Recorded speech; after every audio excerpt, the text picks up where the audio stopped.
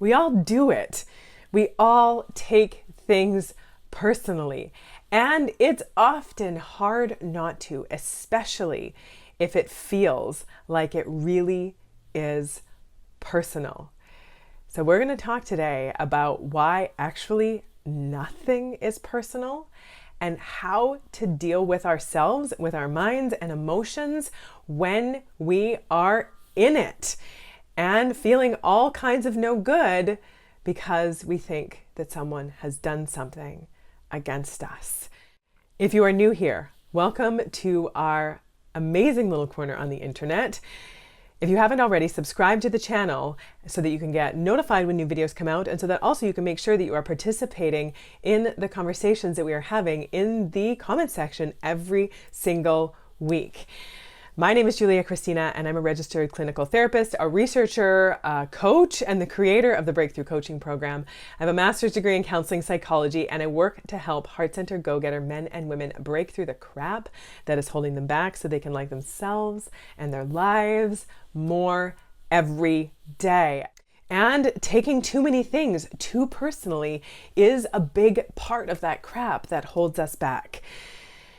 And I'm going to tell you that if you are taking anything personally, that is taking too many things too personally, because like I mentioned, nothing is personal.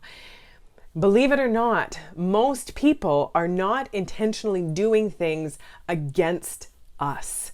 They are doing things that are for them, for what they want, what they need, what's important to them, for where they're at. They are more focused on themselves more often than not than they are at trying to make us miserable. Even if they are trying to make us miserable, it's still not personal. It's about their own misery that they are taking out on us, because more often than not, the reason is because misery loves company, or it makes someone feel powerful if they can make someone else feel small. And so again, it is for them. It is for their own sort of issues around feeling insecure, not feeling powerful, or not feeling valuable. And they're kind of going about it in a really twisted and unhealthy and backwards way. But again, it's still not for us. Even if it is about someone who's really angry with you, and in their anger, they decide to key your car. I hope this has never happened to you, but that example just came to my mind. Again, this is so much more for them than it is against you. They are feeling angry, or maybe they're feeling hurt, and they don't know what to do with those emotions. So they are handling them in really unhealthy ways, but in a way that they believe that they need to do it in that moment. More often than not, people are doing things for themselves. And it doesn't automatically mean that it is against you. Those are two separate things. Someone doing something for themselves and against you are two different things. And we often get those two things mixed up. Now, the truth is, in close relationships, in healthy close relationships, there needs to be some aspect of respect and consideration and thoughtfulness, but we're not going to take it to the extreme and think that in order to have a healthy relationship, no one's ever allowed to accidentally upset us or hurt our feelings or do something that bothers us.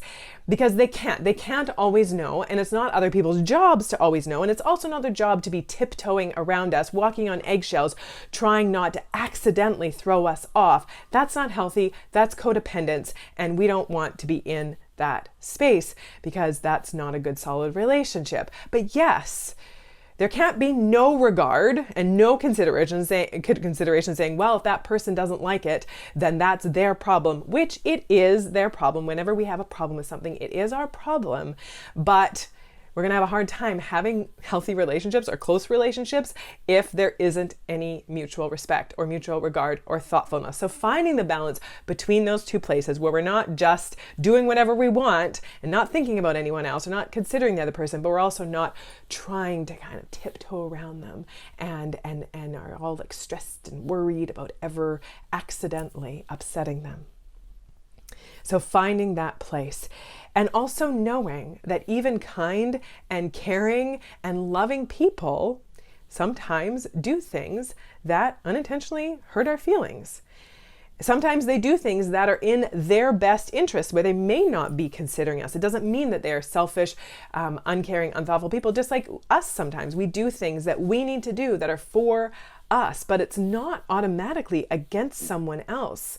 Even in close, healthy, loving relationships, each person in the relationship is still allowed to do things that are just for them, without it meaning that they are being selfish or uncaring. But if you find that you take things really personally a lot of the time and you don't want to be, and maybe even in those moments when you are taking something personally, you try to tell yourself like, just don't take it personally, don't get upset about this, don't get worked up about it, just get over it, and you try to tell yourself that and it doesn't work, let me know in the comment section below if you've ever tried that, and we're just going to rally around you and support you and let you know that it's not because there's something wrong with you, it's because just telling ourselves to not think or feel a certain way, trying to force ourselves in those moments does not work. It's not the way our brain works, but that's a whole other topic for a whole other day. But I want to walk you through a process of learning how to not take something personally, or when you have taken it personally, how to get out of it. And I want you to ask yourself 3 questions. And I actually also have put these questions up on Instagram, in a post on Instagram, and also on my Facebook page, whichever social media platform you like better. And I will put the link to this for your quick reference, for you to go back to next time you're in a situation, for you to be able to pull out.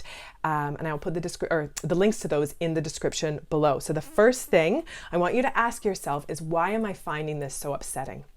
What about this is bothering me? Get really curious. What's coming up for me right now? And just spend a few minutes in that space.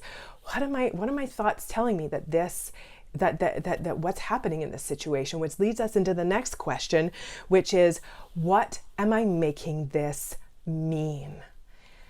So often, it's not the situation, well, not so often. Almost always, it's not the situation that is creating our upset, it's our interpretation that is creating our distress. So what am I making this situation mean?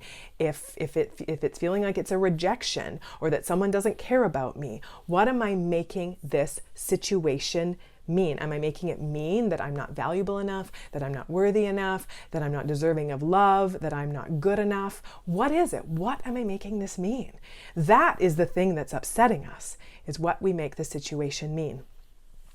The next thing that we really need to get curious about, especially if we take a lot of things personally, is to recognize that it's often not just that situation that is bothering us. Often it's because that situation is hitting a past pain, especially if we are getting really upset about a relatively benign situation. So something that's not that big of a deal, but we notice ourselves sort of overreacting to it and getting really upset about it. That's because that situation is hitting a past pain or a past trauma. So I want you to get really curious and ask yourself, when did I feel like this in the past? What past pain or past hurt can I connect with this present situation? So I want to tell you about a situation that happened recently where I took something really personally.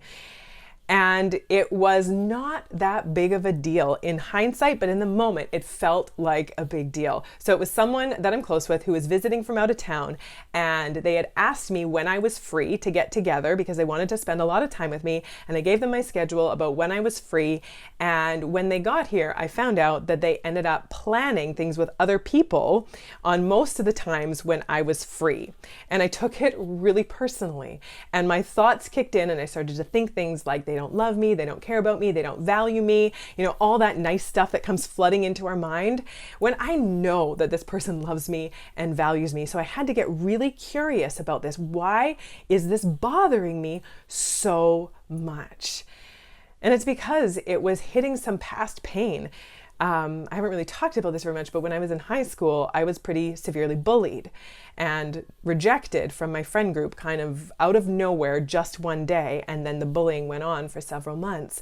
And so it was hitting that feeling of being rejected, about not being worth the effort, not worth someone's time, when it actually ended up being because in reality, it was just a mix-up. But in that moment, I had to ask myself, why is this upsetting me so much? What pain is this hitting? So really getting curious, what past pain might it be hitting?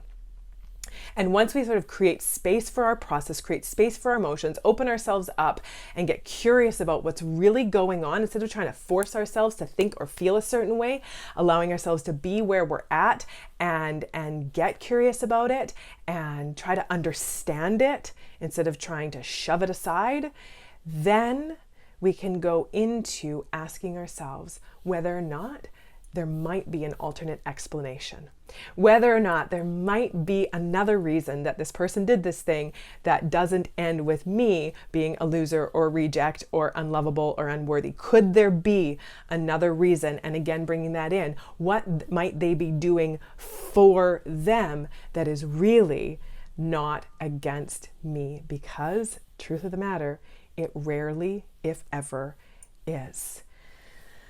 Learning how to create space for our thoughts and feelings without letting them run away with the cart is something that we need to train our brain to be able to do. And I want to help you with that by giving you my free guided mindfulness exercise. It's an audio exercise that you can actually do right now after you finish watching this video. I'm going to put the link in the description below. It's 10-minute guided mindfulness. What of this connected with you? Do you struggle with taking things personally? What are you going to get curious about? What has happened recently that you did take personally that you now realize it bothered you so much because of a past hurt, a past pain, a past trauma? Giving yourself compassion and understanding for being a human being. Thank you so much for being here. If you haven't subscribed to the channel, make sure you do that. Like the video, share it out. Talk to me in the comment section. Love being able to connect with you all. Until next time. Take good care.